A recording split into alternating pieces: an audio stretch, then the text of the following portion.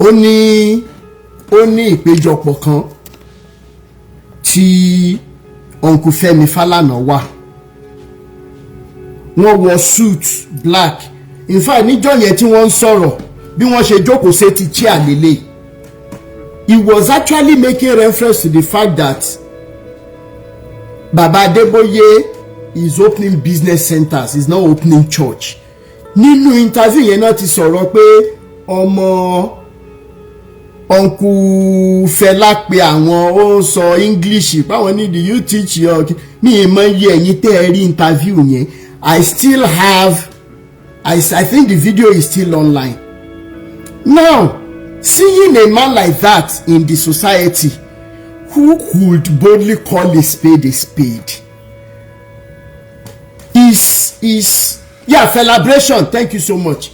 He's been around, has not done anything apart from giving some of us say pé a ní aluta spirit lára látàyè UI. Okay, ẹ jẹ́ n fún yín nìkan. Àpá tó wà níbi ọwọ́ mi ìgò ni mo fi fọ́ láyé bóyá Fáyòṣe ni tí wàhálà ṣẹlẹ̀ láyé UI tá a lọ sí VC lodge lọ́dún náà lọ́hùn. Ọwọ́ la fi fọ́ ọjọ́ burúkú èṣù gbé mu mi.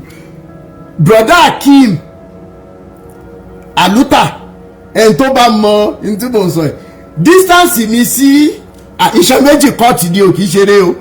Jájà the student hospital náà gbé mi lọ níjọ́ náà lọ kẹ́jẹ̀ tó stop bí mo ṣe gbé dórí lélẹ̀ pẹ̀lẹ́ ní ìṣe ìjọ yẹn ìjọ tá ń sọ yìí ni wọ́n gún Aluta ní ọ̀bẹ after Queen's Hall lọ síwájú UI gate. Ọjọ́ burúkú èṣù gbomi mu nígbà tán máa wé Aluta ní aṣọ dé Jájà manage wọn dé usage nígbà tí wọ́n máa ṣe scanning orí kidney wọn báyìí lọ́bẹ ti stop. Ẹni tó lọ́wọ́ ò bá tí ì ṣetán tí ó kù wà láì kò sí tó lè ṣe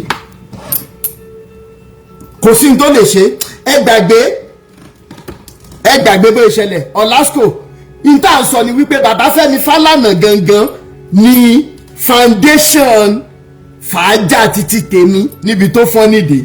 Tá a bá lè ráwọn bàbá tó ń sọ̀rọ̀ báyìí sórí àwọn ọ̀dọ́ ti burú tá a lè sọ̀rọ̀ síta ni. He called a spade a spade. Fídíò tí mo tún play fún yín sìn ibẹ̀ náà ti ń búramúramù pé sẹ́ intent pé ní church kò yẹ kó mọ̀ lọ́ba, and it is not different from what we are doing.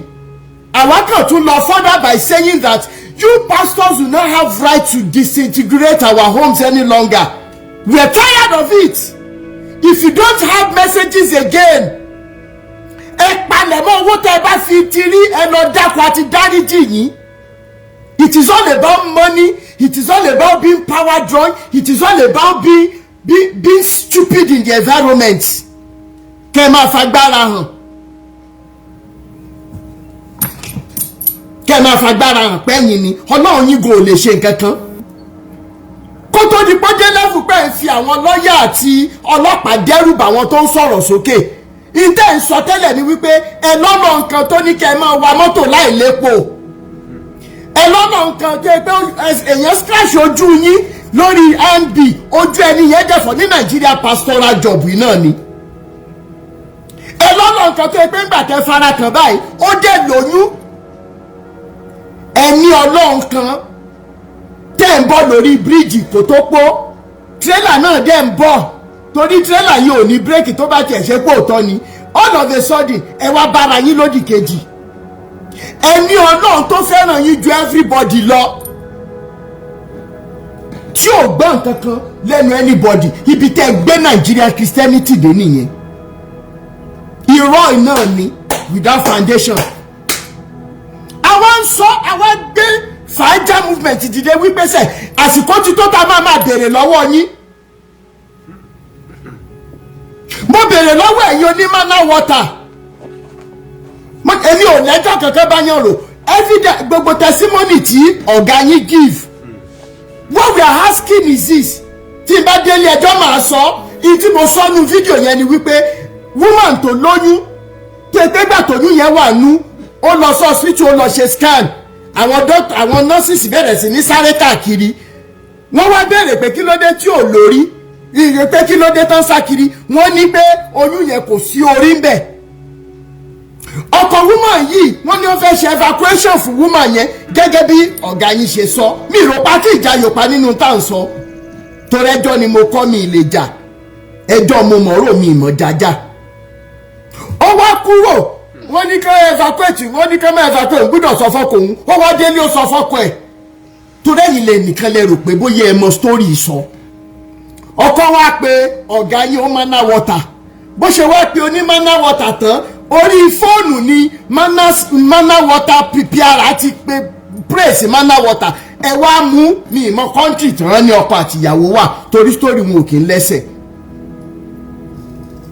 finally ìyàwó padà lọ ṣe antenatal àwọn doctors tí wọ́n ń sá káàkiri kí ló tún ṣẹlẹ̀ ọmọ tí ò lórí níjọ́ báyìí ọmọ yẹn ti lórí adúpẹ́ fẹ́lẹ́dùmarè adúpẹ́ lọ́wọ́ ọlọ́ọ̀ba oníṣẹ́ ìyanu ni ok ìwọ pure testimony giver bó ṣe rí bulletproof kìíní ẹ jẹ́ mọ́ bínú ṣé ẹ lè fún wa ní evidence ọ̀rọ̀ tẹ́sọ̀ ẹ̀ one a gbọ́dọ̀ mọ woman yẹn a gbọ́dọ̀ rí before and after test results a fẹ́ mọ ọkọ woman yẹn finally iṣẹ́ wo ni ọkọ woman yẹn ń ṣe tó fi ní owó lọ́wọ́ láti lè ra bulletproof SUV káṣẹ́ tó wá sọ mama water tí arábìnrin tó rí ẹ̀ yí 360 ok tó yí sí mama water yẹn ẹ máa pray sómi torí wọ́n ní pé ẹ̀ ń pray sí ẹ máa pray sómi yẹn a máa gbé omi wẹ́ẹ́ dẹ̀ pray sí a dẹ̀ gbé lọ sí hospital tí ò bá ti rí bẹ́ẹ̀ ẹ jẹ́ lọ dákẹ́ ẹ máa àrẹ́sì gbogbo àwọn tẹ́ ẹ bá fẹ́ àrẹ́sì lọ káwá sọ tá a sọ lórí social media torí ẹ̀yin náà lásán orí social media láti rí arábìnrin tó dẹ̀ ń challenge yín ẹ̀ tí ì rí nǹkan kan ṣe sọ̀rọ̀ ẹ̀ àtúpọ̀sì yẹn náà pé ẹ̀jọ̀ gbogbo sórí pé ọkùnrin bá yàn sùn láì má rí wàhálà wa ẹ fi wá sílẹ̀ pẹ̀lú bíbá sùn wa àwáyé wá ṣe nǹkan kan àtún nílè bára wa sùn easily kí ló dé ṣógun láyé ni ẹ fi wálẹ̀ pẹ̀lú sọ́kẹ̀tì wa ẹ má tún gbé ogun ayé wá sọ̀rọ̀ sọ́kẹ̀tì ẹni wọ́n sọ́kẹ̀tì ogun ayé wá wọlé ẹ̀ kí tí wọ́n fi ṣe yín ni arábìnrin yẹn tó yẹ kẹ́ ẹ lọ ánsà kwéré pé wọ́n lè rí nǹkan mọ́ kámpù wọ́n lè ṣe kíní kan tàbí headquarters yín ẹ lọ bá ẹ lọ jọ ṣàlàyé ká jáde tán ká wá wòran ẹ rí yẹn ṣe ok Fúnkẹ́ Àṣekú náà tún gbé àwọn nǹkan kan jáde ó dẹ̀ fi hàn gbogbo ayé ẹ rí nǹkan kan ṣe sí i kẹ́mọ̀ bá wa ṣàlàyé ẹgbẹ́ wọn lọ kóòtù kí wọ́n sọ wípé gbogbo chaati yẹn kì í ṣẹ̀yìn lẹ́ni kí wọ́n prove yín right alleged ni báwọn náà dẹ̀ ṣe lórí péjì wa tó common jù ní allegedly àzọpẹ́ ṣe ṣùgbọ́n tẹ́ ẹ bá lórí ọ̀fẹ́ láti pè wá ẹ gbọ́rọ̀ ẹnu títí yín ní bí ijọ́ mélòó kan sẹ́yìn à ń ṣe live video lọ́wọ́ a dẹ̀ ń sọ̀rọ̀ bí a ṣe fẹ́ rí ìyàbọ̀ ọ̀nà oríṣiríṣi à ń deliberate so wọ́n dẹ̀ sọ fún mi wípé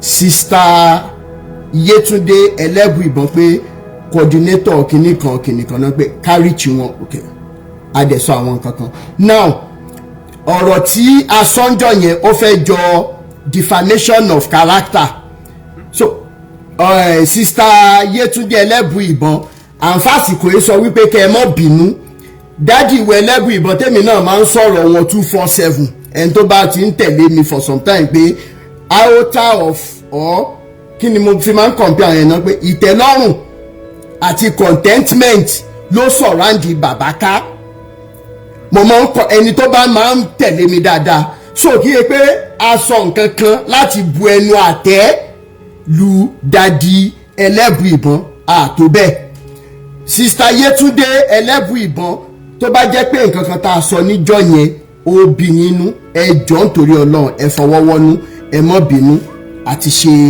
apology yẹn má bínú pé ọ̀rọ̀ Ìyábọ̀ Òbé bó ṣe ká wa lára sí la ṣe ń sọ because imagination mo sì sọ láàárọ̀ ẹ̀ ó dà pé mi àtẹnìkan sọ̀rọ̀ láàárọ̀ ẹ̀ mo ní reason tí mo tún ṣe wà down ni wípé mo imagine tó bá yẹ pé ibi tí Ìyábọ̀ wà lẹ́nìí sìn tó bá yẹ pé wọ́n ń fọ́ọ̀sì láti fẹ́ gbà fún lóúnjẹ ńkọ́ ìkíní nọ́mbà 2 tó bá yẹ pé bóyá torí gbogbo nǹkan tó lè ṣẹlẹ̀ sí tá à ń ronú lọ síwájú ronú lọ sẹ́yìn tí wọ́n bá ti gba ọmọ lọ́wọ́ ẹ̀ ńkọ́ wọ́n pé bóyá nǹkan kan ṣó wà lálàáfíà it is my major concern nítorí ìdí èyí ńkọ́ ẹ má bínú nta sọ́njọ́ yẹn a ní intention láti bàyàn kankan lórúkọ jẹ́ o ìyẹn lọ bẹ́ẹ̀ Ọlásìkò ṣe wà ń bẹ́ẹ̀.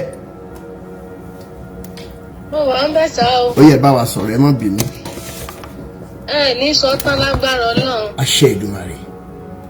Elédùmarè ó dúró tì yín ní ó tì yín lẹ́yìn. àṣẹ. ṣe rí mọ́mì tí wọ́n ti sọ̀rọ̀ síwájú yẹn tí wọ́n ṣe lèmi náà ṣe most of àwọn kan ò mọ̀ ní Ọ̀ṣun state tèmi wà Nàìjíríà lèmi wà wípé èèyàn kan wà tó jẹ́ Rótìmí Daniel tó ń jà fún liberation àwọn ènìyàn tán wà lọ́dà ìgbèkùn àwọn false prophet. mo nílò láti ra data fún wọn. wow ní kán lọ máa follow. wow mo share program. ẹ ṣe ìyá mi. ṣé wọ́n rí woman kan wà tó ń lọ chọ́ọ̀chì CAC. ó di orí rẹ̀ mú tó ń sunkún lọ́jọ́ yẹn ni. kí ló dé tí wọ́n ń sunkún. ó ní kò tiẹ̀ sí ti ń jẹ́ chọ́ọ̀chì mọ́ ó ní chọ́ọ̀chì ti wá tán báyìí. because ẹni tẹ́ ń sọ ọ̀rọ̀ rẹ̀ gangan yìí tá ń béèrè ìyàwó rẹ̀ pé kó mú yọjú síta yìí. bẹ́ẹ̀ni. ó ló ti wá sí chọ́ọ̀chì àwọn rí láti wá ṣe program. ìyá. ó ní nígbà tó dẹ̀ wá ṣe prógámù yẹn ó ní iná ló kù tí kò sọ̀kalẹ̀ tóun àdùmáyà mẹ́sẹ̀gì gbogbo nǹkan tó sọ. nígbà tí mo wá sọ fún un pé kí n gbọ́ prógámù broda Rótìmí ni kò lè rí ìyàwó wọn wọ́n ń béèrè pé ìyá ìyàwó wọn wọ́n sọ̀rọ̀ síta pé ọdún 4 ní táwọn ti gbóhùn ọmọ àwọn kẹ́yìn ìyá yẹn di ọwọ́ mórí ló bẹ̀rẹ̀ sí ní ké. ó ní sẹ́ni táwọn tóun fi gbàgbọ́ rọ̀mọ́tẹ́ pé òun ṣe bíi Ọlọ́run kékeré. sẹ́rí tí ò yí ọ̀pọ̀lọpọ̀ àwọn èèyàn ni ló pọ̀ gbogbo àwọn tí wọ́n wà ní abẹ́ èdè tán lọ kúra wọn sí ìlú pọ̀. ọmọ kékeré ni mí o tí mo bá yín sọ̀rọ̀ ẹ̀ ṣùgbọ́n ojú mi ti rí nǹkan tó ju ọjọ́ orí mi lọ nínú ọ̀rọ̀ yìí pé ká lọ chọ́ọ̀chì àlọ́ chọ́ọ̀chì yìí.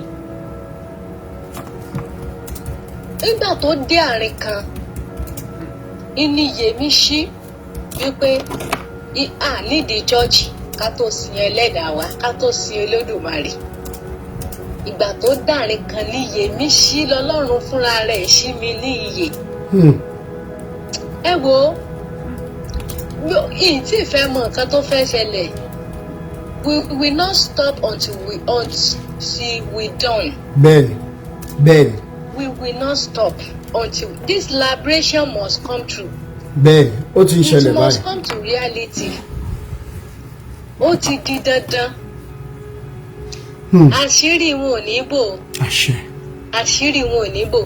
ẹ jọ̀ọ́ títà ọ̀tọ̀ ọmọ tá a bá fẹ́ di ìránṣẹ́ Ọlọ́run ṣebí fúnra Ọlọ́run ni ó fọwọ́ tọ́ ní ọkàn tí ó gba ọkàn tí ó dẹ̀ máa ṣe nọ́mà. èwo wá ni ó ti wá di wípé tọ́ọ̀gì tí ń sọ agbára báyìí ó ti ń dúró lórí pẹpẹ ó ti ń pèrè àrẹ pásítọ̀. mo lọ bì kan ní Ọ̀ṣun state tí mo wà yìí broda Rótìmí mo ṣe lanu kalẹ̀ nìyí. pásítọ̀ tí mo ti kọ́kọ́ bá lórí máìkì báyìí orin òṣùpá ní kọlọ́ ibi iwájú àga tí mo fẹ́ jókòó sí báyìí wọ́n ní àwọn special guest ló níbẹ̀ tọwọ́tọwọ́ mo fi dìde pé màá ráwọn ìránṣẹ́ Ọlọ́run special guest tí ń bọ̀ ẹ jẹ́ ń bọ́ sí brain yín àti àwọn ọmọ ọ̀sọ́ta tí wọ́n ṣẹ̀ṣẹ̀ lóòdù tán tójú wọn tó ti rẹ́ẹ̀dì kán rẹ àwọn ní special guest àwọn jókòó sí àwọn ní special guest nínú ìjọ náà. nígbà tí olórí ìjọ gan gòdè tó ní ìjọ tí ó dé ojú tiẹ̀ gan ó kọjá kíyàn ní àpólò tó máa ń pọ́n lójú èèyàn. ṣé wá rí tí mo wá rí lọ́jọ́ yẹn ni wípé ṣé wá ráwọn testimony tí wọ́n ń gift àwọn iṣẹ́ ìyanu miracle ìrántí máa ń rí yẹn. Ẹ lè bìlífù wípé àwọn tí wọ́n ríran sí àwọn tí wọ́n fi owó háyà wọ́n ti sanwó fún wọn. ẹ̀yin tẹ́ wá jọmọ̀ jọ máa wá wò pé níjọ́ wo ni tiyín máa dé ìjọ́ wo lọ́lọ́run máa dá yín lò. kí ni tí mo tó lọ gagi mú sí wájú báyìí pé kò tiẹ̀ dá mi lóhùn kó rìnà rí mi. Wọn ò rìnà rí mi because èmi ò sí nínú list àwọn tí wọ́n ti kíráàmù sórí. Nígbà wa tó dé àárín kan ọpọlọ wọn náà padà ń ṣiṣẹ́ àṣesẹ́yìn wọ́n padà ń gbọ́mọ ọba fọ́sùn. Ó ti ní obìnrin kó ti ní orúkọ rẹ̀ orúkọ yẹn wọ́n ti há sórí. So ó wá gbé orúkọ ìkan fún ìkan. Ó wá sọ pé ṣebí ìyá ẹ̀ ti kú bẹ́ẹ̀ nìyẹn ṣàtakú wọn lé pé ìyá òun ò tí ì kú. Ilé àtọ̀ ẹ wò ní tí ẹ lè rẹ́rìn gan-an Ọlọ́run tí ẹ jẹ́ tí ẹ gbọ́n yòókù mọ̀ tí mo kó bàtà mi. Mo ní láyé Ọlọ́run jẹ́ fẹsẹ̀ tẹ́ tí ń jẹ́ ṣọ́ọ̀ṣì mọ̀ because tẹ́ bá tó tẹ́ríwọ ìjọ mi ẹ ti sì tẹ́ríwọ nìyẹn. Bẹ́ẹ̀ ni King Franco bẹ́ẹ̀ ni arìnjì ni. Ṣé ẹ mọ tán ti rì mọ́lẹ̀ ni. kọ́mọ sọ́ta kó náà wá di pásítọ̀ kó mọ dúró lórí púpìtì kó mọ wàásù. Ẹ rí i pé ọ̀rọ̀ ẹ̀sìn yìí ti wá ó ti bàjẹ́ dé pé wọ́n ti. Gbogbo ẹ̀yin àgbà CAC àsìkò ti tó fún yín kẹ́ ẹ dìde. Ó ti tó àsìkò ti tó báyìí o. Ẹ ṣé ìyá mi, thank you so much. Irú èyí tá à ń sọ lọ́wọ́lọ́wọ́ yìí gangan ó yẹ káwọn àgbààgbà tẹ̀sán yẹn kó ti dìde kí wọ́n ti dìde kó ti dá ìbéèrè sí question tí wọ́n ń trò sí. Ó yẹ ká ti dìde ká ti lọ ṣe bí meeting papọ̀ pẹ̀lú ẹ̀ kó ti sọ ká ti rí ìdáhùn sí ìbéèrè tí wọ́n béèrè yìí. Èmi gẹ́gẹ́ bí ẹnìkan orí mi ò ní burú lónìí jẹ́ rírú ẹ̀ tọ́mọ obìnrin mi ò wá má rí ọkọ kan wà ní kinní kan kí n má fojú kan ọmọ for better for worse àbí káyé for better for worse tí ó má dà. Lọ́mọ tẹ́mi jíṣẹ́ jíyà lé lórí kí n má gbóhùn rẹ̀ kí n má fojú kan. Èmi náà sọ pé mo fẹ́ gbé matrasi wálé ọkọ ọmọ mi pé mo fẹ́ lọ mọ̀ sùn bẹ́ẹ̀ àní kí n sáti máa gbà láàfíà rẹ̀ kí n ti máa gbá láàfíà rẹ̀ kí n ti máa gbúrò rẹ̀ dáadáa. Ipò wo ni ìyá yẹn fẹ́ wà látọdún 4? A ti ẹ̀ ń gbọ́ pé ìyá gan wà lọ́sítù báyìí kọ́ ló ń ṣàánú. Wọ́n kò sí gbogbo nǹkan ni ó ti develop lára ìyá kí là ń sọ what are we talking about? Ọmọ lára ìyá ni kí là ń sọ yìí? Wọ́n gbọ́dọ̀ dáhùn ìbéèrè sí ìbéèrè tí wọ́n ń béèrè o. Ibi tí ìyàwó àtọmọ bá wà a fẹ́ mọ̀. This liberation must come to reality. Bẹ́ẹ̀ni. We need this liberation. Àwọn èèyàn ti wà ní ìgbèkùn. Brother Rotimi, wọ́n pọ̀ tó jẹ́ pé wọ́n lé ní billions. Mo dẹ̀ mọ̀ wípé Elédùmarè ó tú wọn sílẹ̀ ojú wọn là. Iye wọn ó ṣí. Wọ́n sì jáde kúrò nínú ìgbèkùn tí wọ́n wà. Bẹ́ẹ̀ni, ẹ ṣé ìyá mi, wọ́n á jáde. Àwọn Ní dákẹ́sẹ̀. ẹni tó ṣẹ̀dá ayé àti ọ̀run máa tì í lẹ́yìn ní ṣìṣe. Thank you so much. Àmín. Orin kan ló ń trendi ní ìsìn Júdásì ó mọ̀ pé Jésù wá kú owó orí ẹ lásán ló fẹ́ gbà. Skáàmù ti wà tipẹ́ skáàmù gan Júdásì gan. Thank Kí you ló dé so tó much. fẹ́ gba bíráìbù lórí Jésù? Kẹ́lẹ́ bá mọ̀ pé owó ó ti ń ba ayé jẹ́ tipẹ́. Owó jẹ́ bẹ́ẹ̀ni ẹ ṣé ìyá mi. Ó ti ń ba ayé jẹ́ ó ti ń ba tipẹ́ so àní dákẹ́ kò sí wàhálà àfàájá tá a jalulẹ̀ àwọn èèyàn máa jáde. Ẹ ṣé. Sister Olúkẹ́mi mi wá gbogbo ẹ̀yin tí ẹ ń nawọ́ sí àwọn tí ò ní data on behalf of this liberation movement ẹ ní táwọ́ ná ẹ ní tàràkàkẹ́ tó jẹun Elédùmarè ò ní fi jíjẹ mímu yín síbi tí nira wà gbogbo bẹ́ẹ̀ bá ṣe wá ń ṣiṣẹ́ yẹn láti jẹun láti mu láti lè gbélé ayé dáadáa mo gbà ládùúrà wípé ẹ ní bọ́ sínú àìsàn, ẹ ní bọ́ sínú ìnira. Pírí lolobó ń jí, àyúnlọ àyúnbọ̀ lọ́wọ́ ń yẹnu, ẹ mọ̀ lọ́rí ẹ mọ̀ bọ̀rí. Ẹ ṣé Olúwakẹ́mi ṣe wà ń bẹ̀. Yeah, Refuting yẹn kalẹ̀. Ó lágbára báyìí in fact. Tí bá wà níbi iṣẹ́ ń gbà mí báyìí, mo ṣe kúrò tí bá wà lórí program, ara máa kọ́ mi níbẹ̀ nígbà kí n sọ̀rọ̀. Bẹ́ẹ̀ni. Ẹ wo, mi ti ẹ̀ mọ̀. Mi ìmọ̀ kan tí mo fẹ́ sọ because this thing is getting worse every day. Like, bí wọ́n ṣe lè bá Olúwa lọ sọ̀rọ̀ yẹn, àwọn Christian, àwọn tó ń pera wọn ní wòlíì yìí, kò jẹ́ kó rẹ̀ wọ́n. Dápé Olúwa lọ tí ìjọba ti rí nǹkan ṣe sí ọ̀rọ̀ Olúwa lọ yìí. Gbogbo àwọn tó ṣe nǹkan mọ̀ náà yẹn, they will not. Pẹ̀lú ẹran, pẹ̀lú ajá, gbogbo wọn kàn pera wọn ní wòlíì, inú máa ń bí mi. Tó bá ti rí tèmi bá kọ̀ tẹ̀fẹ́ wájà ní pé kí n tẹ̀gbọ́n ọkọ̀ tí wéèrè lè sùn. Tí bá máa kílìkì báyìí tí mo kúrò bá àwọn sáré sẹ́yìn mi request sí mi join mo wá hàn friend gbogbo wọn ìmí máa tún ṣe é lò tó bá ti rí pé lóyìnbó ló wà ṣáá wọ́n ṣàmà wá bọ́ ṣe máa penetrate. Ẹ wo Olúwa fi ń ṣe òkúta Olúwa ló gbọ́dọ̀ produce ìyàwó ẹ̀ gbogbo program tí èmi bá ti rí èmi máa ń comment where is the wife àti tí yóò tó pera ẹ̀ ní Tóyìn Ìfẹ́mi yẹn. Tóyìn Ìfẹ́mi ó máa ṣẹ̀sìn. Ó fẹ́ fi ní trend nílò. Bẹ́ẹ̀ ni. Ó ṣàfẹ́ gbé orúkọ yín sí. Àdàbí àbí tó bá bí ọmọbìnrin o irú ẹ̀ báyà ṣẹlẹ̀ sọ́mọ ẹ̀ then she will now know the pain. Mo máa sọ fún gbogbo wọn ìkọ́nú wọn post pé I don't know for them o let them go to Olúwalọ house and go and ask ṣé àwa la fẹ́ ìyàwó Olúwalọ mo dẹ̀ sọ fún pé they will still use you. Bẹ́ẹ̀ ló bá tara ló bínú lórí post ni pé èmi àti generation mi mo dẹ̀ jẹ́ kó mú ìtẹ̀bàjà èmi ni generation mi wà liberated ìgbé kílé tó ṣe ń kalára ṣé kò tó àwọn prophet ẹ̀. You shouldn't fight back when I said so if you believe it that's the prophet of yours. Ní ìmọ̀ ibi tí kí ni kẹ̀tù ìdásí wọ́n ti ra wọn níyì ọ̀pọ̀lọpọ̀ àwọn tó ń tẹ̀lé wọn ní ìdásí kò ṣiṣẹ́ mọ́ because how will you be under such ministration?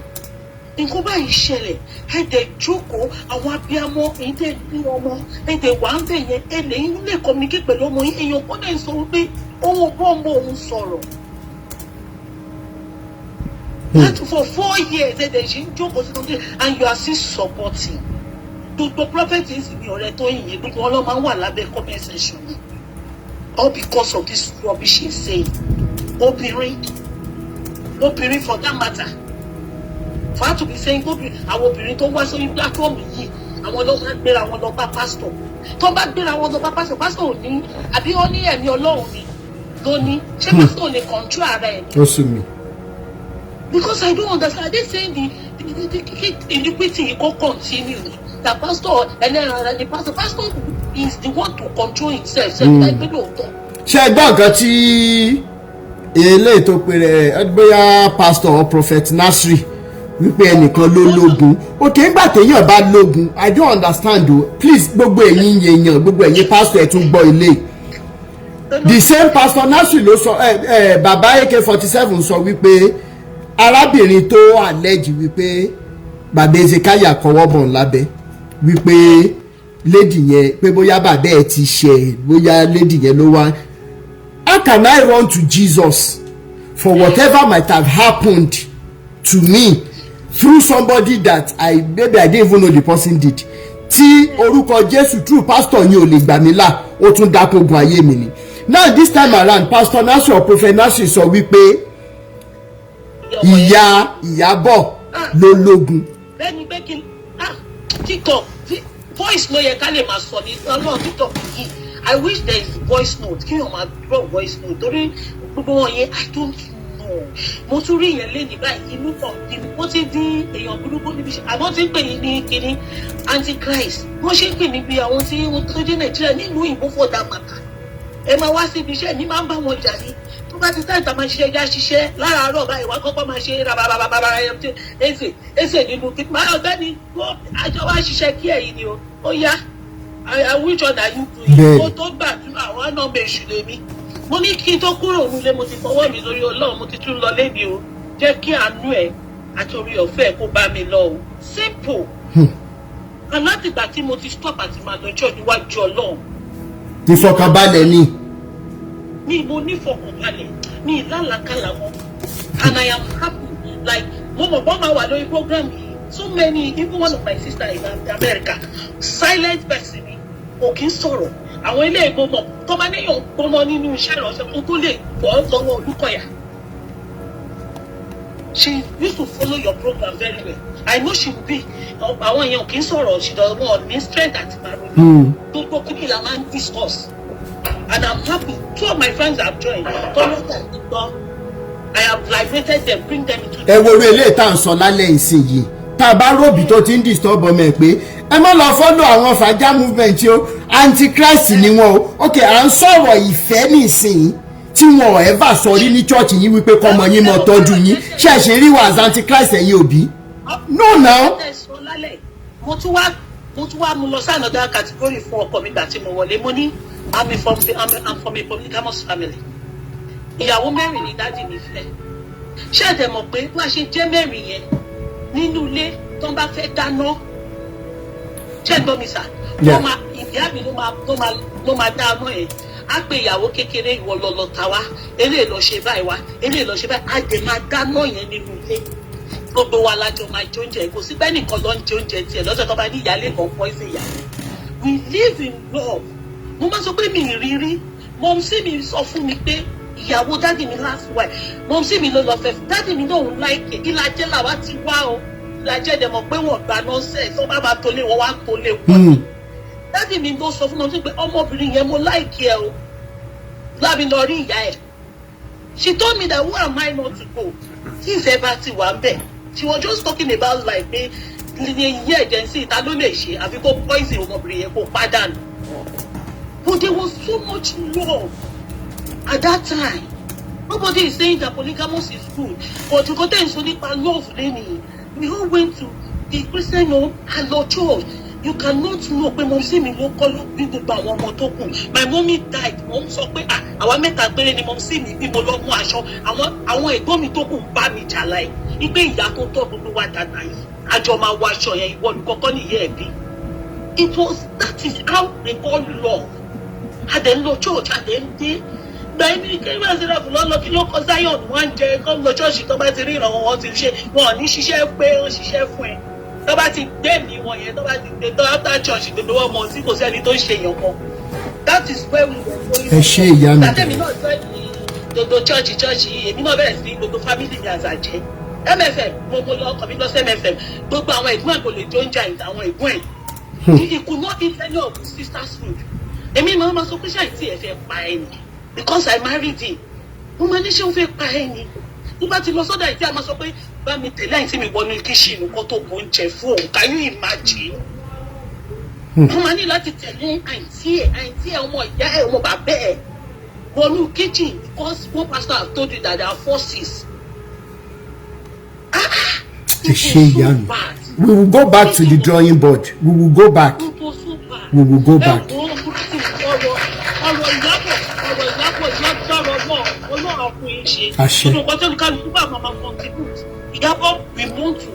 Wọ́n fẹ́ stop wa náà ni wọ́n fẹ́ stop wa náà ṣe gbé legal body dìde. We want to know where Iyawo is. Ẹ ṣe ìyá mi. And we must see her. Bẹ́ẹ̀ni. Ọlọ́run mi torí ìyá yẹn kí o máa sọ̀rọ̀ tó dà lọ́rọ̀ tẹ̀ ń sọ. We want to know where Iyawo and the children are. Tí Olúwa ló bá mọ̀ pé ọwọ́ òun kan kí ló dé tó lọ ń pe lọ́ọ̀yà. Kí ló dé tó ń pe lọ́ọ̀yà. That means say if instead wọ́n ti jẹ nǹkan wọ́n ti gbé nǹkan tó ń ṣe Ọlọ́run wọ́n ti gbé mi Ọlọ́run á dẹ̀ tú àṣírí wọn láti òkè. Thank you so much. Gbogbo àwọn pásítọ̀ yẹn wọn ò ní ríire ṣe lórúkọ ní gbogbo àwọn ọmọ wọn wọ́n máa jẹnu ìyá yìí lágbára náà wọ́n ṣe ń lo àwọn ọmọ ọlọ́mọ náà wọ́n á lo àwọn ọmọ tiwọn náà ẹgbẹ́ wọn ò ní lè sọ̀rọ̀ síta ẹkún tẹ́gbọ́n máa máa sùn títí ayérayé ẹkún tẹ́gbọ́n wọn ò ní lè sùn síta tó máa bá wọn fà lágbára náà àṣẹ wa fúnde gbá bàbá àṣẹ wa thank you so much. Raquel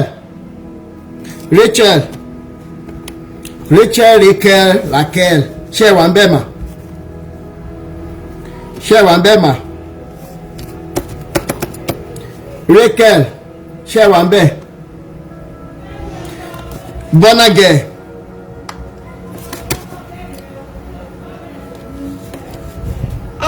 Rotimi. Ìyá mi dáadáa.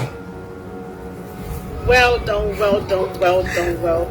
Anic fashion, like Kelly. I've always say you give me this kind of joy. Anytime you hit them, I'm serious. God bless you. Back to back in a shade, man. God will keep you. Amen. God will increase you beyond all fronts, beyond even your imagination. Beyond, because even this project, Olu Alo project, well, as in the way the shaying ballet go to the way it's Olukoya, she koko jade pẹ̀lú Olukoya, and you should, as in, we pray for a global disgrace for these guys. And gbàdúrà pé k'Ọlọ́run kó disgrace wọn globally. And really, ó rò pé it's child's play. He feels that it's child's play, but really it's no more. It's not child's play anymore. Or yellow people tell it. Unfortunately for him now, this legal tussle that he wants to now, he's even announcing this project even beyond where we ourselves would to go. He's announcing it more beyond. And lágbára Ọlọ́run, really, gbogbo àṣírí wọn máa tú. There is this Baba confirm or whatever that was watching this man. This very useless. I'm sure he's not an old man. Open his gray hair. Very useless man. Still supporting. Ṣé òun lè gbé ọmọ ẹ̀ lè lọ marry yín? Kó marry ọmọ ẹ̀ for 4 years. Kó dẹ̀ dákẹ́ kí ọkùnrin kan máa fọwọ́ lálẹ̀ fún ẹ pé kó má bí ẹ kan. Wọ́n fún ẹ lọ́mọ does not mean that wọ́n ta ọmọ fún ẹ pé wọ́n ní bèrè ẹ̀wọ̀n láyé. Moreover, what will cost you to just do us a video or talk to let the daughter talk to her mother and the family? So ojú yẹn lọ ni. Is it more than that you feel that you can gag us with Falana? Oh my goodness. Olúọlọ́, bóyá àìkàwé ẹ̀. Kò tún wá lólúmọ̀ràn gidi. Kò láwọn olólùmọ̀ràn gidi. Ó dàbẹ́ and àwọn olówó di olúmọ̀ràn tó ní gan oúnjẹ làwọn yẹn ń wá ló fẹ́ jẹ lọ́wọ́ ẹ̀ owó tó ti kí lórúkọ àwọn nǹkan táwọn yẹn fẹ́ jẹ lọ́wọ́ ẹ̀ ni. But unfortunately for you, not only Christians are interested in this project, the Muslims are interested in this project. Bẹ́ẹ̀ni. The Ishashe people are interested in this project. This woman Iyawo is not Omo Edie. Isha Omo Alangba. We are asking for a whole woman with our meta. Our meta. Alalubarika meta. You can account for them. Adìyẹ lásán àti pẹ́pẹ́yẹ wọ́n ń bímọ. Ọmọ wọn kó sí gọ́tà gan-an. Wọ́n ń pariwo kiri, wọ́n ń jà kóró.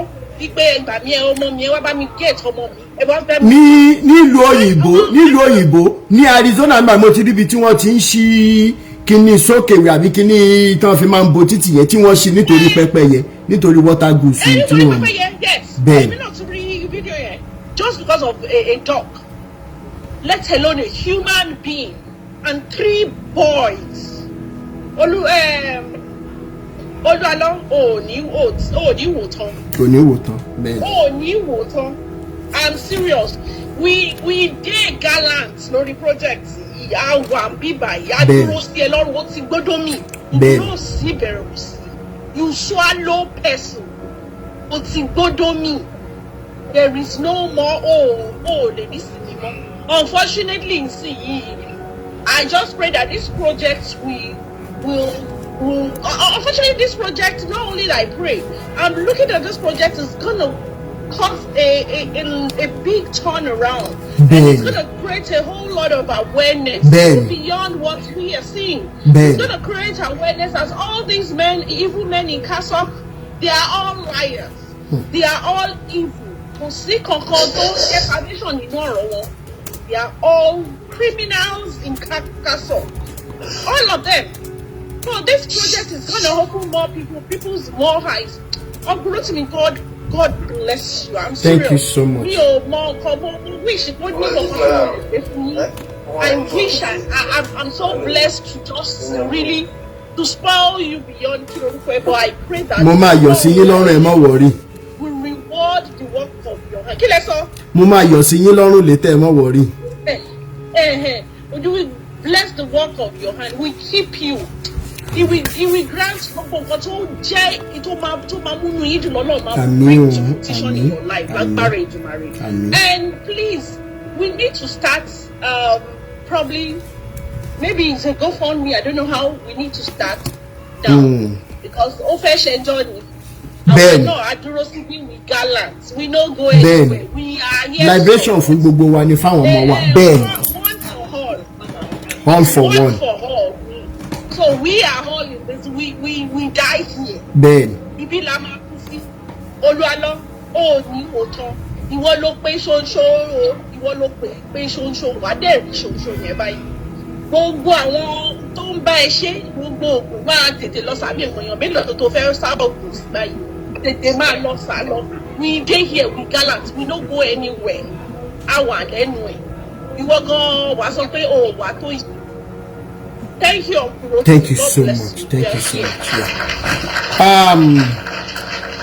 Ẹ jọ̀ọ́ gbogbo àwa tí mo gbé wá sókè máa bẹ̀ wá máa fi títóbi Ọlọ́run bẹ̀ wá torí wípé mo fẹ́ lọ ṣí àgànràn dì kí n lọ wọnú ilé kí n lọ òbínú ilé ṣe rí pé biribiri lójú rí bọ̀bọ̀lá ẹ mọ̀ pé tójú tí ìyẹn lápárò fi ń ṣe kíni ká tó lọ gbéra dì pé kò sí nǹkan kan sẹ́ẹ̀ gallant la wà bí ìbọn kò yé yín ẹ jọ̀ọ́ máa fún wa ní 2 minutes ká fi sọ̀rọ̀ sódà máa lè sáré lọ ṣe tí mo fẹ́ ṣe torí iṣẹ́ tó ti fẹ́ bẹ̀rẹ̀ lọ́la ni wọ́n là níṣẹ́ ṣùgbọ́n kékeré ta ní ká lọ ṣe torí ìyá àbànà gbúdọ̀ jẹun àwọn ọmọ àbànà gbúdọ̀ jẹun àwọn tèkó àwọn tàbẹ́kúta àwọn tògùn wọ́n gbúdọ̀ jẹun ṣe gbọ́. So the first person tí màá kọ́kọ́ gbé wọlé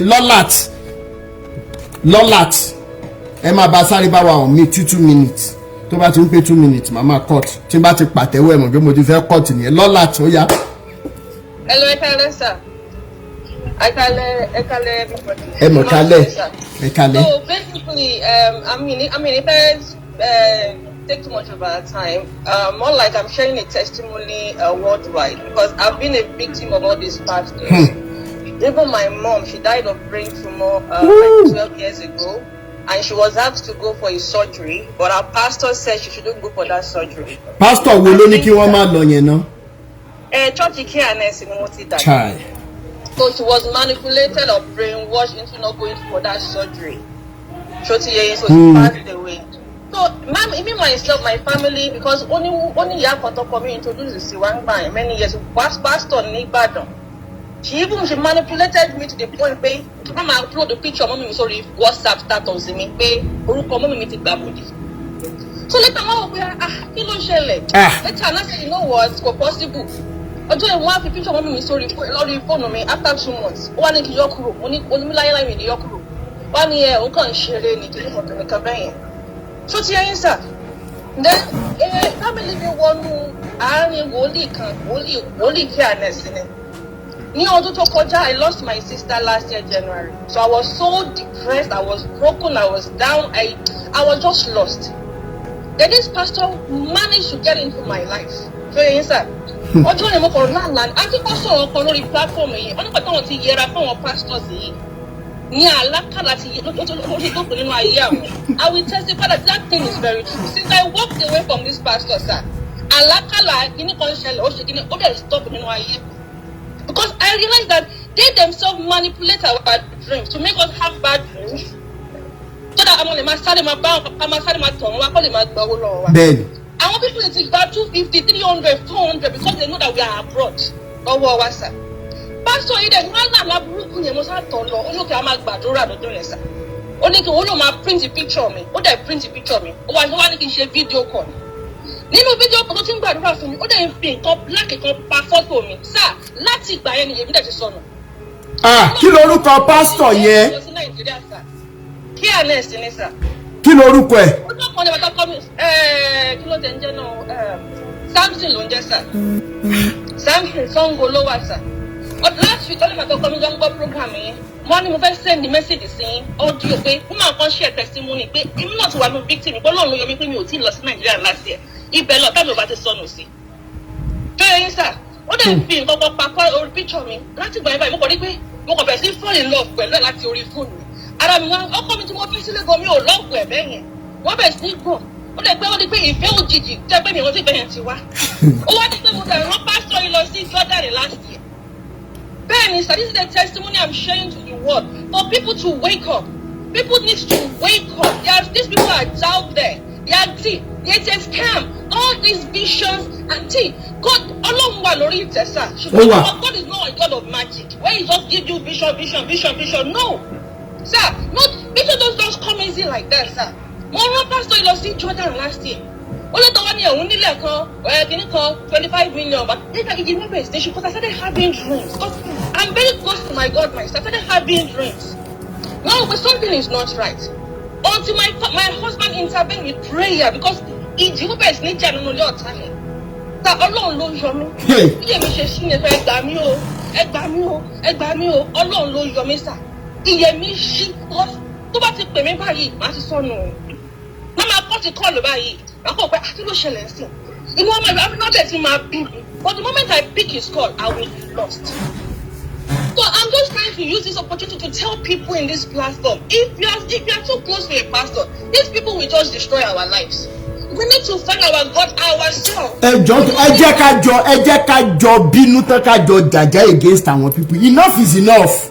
Enough is enough. Destroy people's lives. It's been more than a year I stopped listening to his program. And the reason is that I was listening to his program one day. Everyone can share testimony. One day, one lo calendar on the prayer. I want to open calendar on the picture one bed. I'm going to think that around on knee. And I felt Oluwalo was meant to tell them, no, don't use my people as a point of prayer. Direct them straight to God, not to yourself. So I realized that it was directing people to himself, not to God. People like that. People come and worship one rather than worship God. That is where people are getting lost.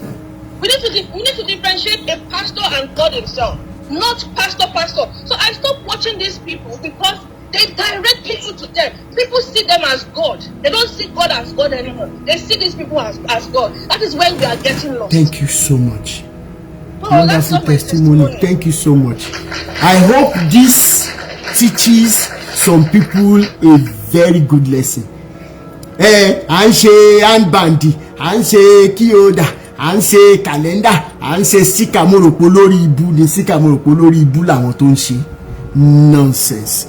Betty Love, thank you so much, Lola, for that wonderful submission. Thank you. Betty Love, ṣé Betty Love wà ńbẹ̀?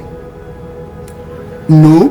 Bọ́sẹ̀dé course ṣé wà ńbẹ̀ mà? Sister Bọ́sẹ̀dé ẹni láti on mute o. Sister Bọ́sẹ̀dé okay.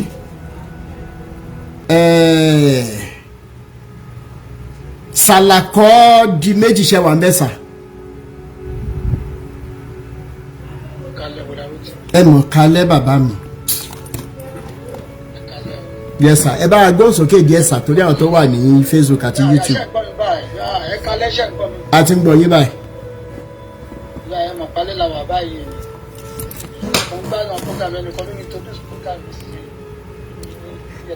Ṣé ẹ lo Bluetooth ni àbí earpiece? Earpiece wà létí mi. Earpiece ẹnu yín jìnnà síbi tí kíní earpiece wà á gbọ́ yín lórí Facebook àti YouTube. Báyìí nǹkan jẹ́ ń gbọ́ mi. Ó bẹ́tà báyìí sà. Mo ti gbé sẹ́nu báyìí.